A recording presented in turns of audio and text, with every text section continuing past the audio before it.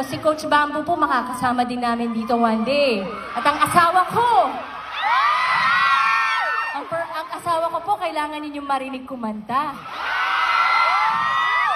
Bihira lang na makakita ka ng lalaki na ang ganda-gandang lalaki. Mapagmahal, matalino.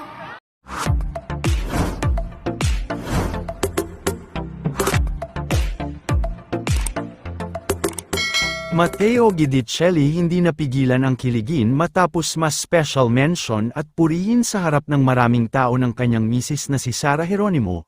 Nitong December 7 ay ginanap ang Sinadya Festival 2024 sa Rojas City kung saan ay isa si popstar Roy Alti Sara Geronimo sa mga personalidad na nag-perform at nakisaya sa mga taong naroon. Kagaya ng inaasahan ay talagang pasabog at all out ang naging sing and dance performance ni Sara Geronimo sa stage na siyang naging dahilan ng hiyawan ng mga manunood. Present naman sa mga crowd ang mister ni Sara Geronimo na si Matteo Guidicelli para suportahan ang kanyang misis. Sa kalagitnaan nga ng performance ay marami ang kinilig sa kanilang dalawa matapos mas special mention at mapuri ni Sara Geronimo si Matteo Guidicelli. Ibinida ni Sara Geronimo si Matteo kung saan ay sinabi nito na bukod sa talented ay talagang matalino, maalaga at mapagmahal ito. Nakakatuwa naman ang naging reaksyon ni Matteo Guidicelli kung saan ay kitang-kita ang mga ngiti nito at ang pagkakilig sa mga sinabi ng kanyang misis. Narito panuurin ang buong video. Ako dito, no?